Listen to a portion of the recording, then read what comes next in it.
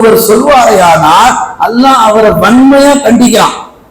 இந்த பொறுப்பு யாருக்கு அதிகம்னா பள்ளிவாசல்ல வேலை செய்யக்கூடிய முஅத்தின்கள் ரொம்ப பொறுப்பா இருக்கணும். சமயங்கள்ல ஷரியத்து தீன் தெரியாத சில முஅத்தின்மார்கள் என்ன செய்வாங்க, பொதுவெளியில பேச்சுவார்த்தையில சொல்லிடுவாங்க. அது சொல்லக்கூடாது. மவுத்தானதுக்கு பின்னால எந்த நிகழ்வு எது நடந்தாலும் அதை வெளிப்படுத்தக்கூடாது. ஸல்லல்லாஹு சொன்னாங்க, அப்படி மவுத்துட்ட எந்த குறையும் வெளியே சொல்லாம நல்ல விதமா குளிப்பாட்டி நல்ல விதமா கஃன் செய்து நறுமணம் பூசி அடக்கம் செஞ்சுட்டு வர்றாரு பாருங்க, அது முஅத்தினா இருக்கட்டும் கூடமாட யார் இருந்தாலும் அல்லாஹ் சொல்றான், ரசூல் சொல்லுகிறார்கள், அந்த மனிதனுடைய முன்பின் பாவங்கள் மன்னிக்கப்படுகின்றன. அன்றைக்கு பிறந்த பாலகனை போன்று அவர் மாறி விடுகிறார். இந்த ஹதீஸ்ல இன்னொரு விஷயம் ரகசியமா ஒளிஞ்சிருக்கு. இந்த செயல யாருமே செய்ய மாட்டாங்க. ஒரு மையத்தை குளிப்பாட்டுற அந்த துணிச்சல் எல்லாருக்குமே வராது.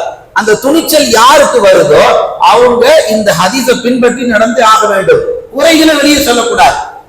அதே போல மனிதர்கிட்ட போய் பழகும் பொழுது தான் கண்ட குறையை வெளிப்பட்டா அவர் மிகப்பெரிய கேடுகட்ட மனிதன் என்பதாக அல்லாஹ் குறிப்பிட்டு காமிக்கிறார்.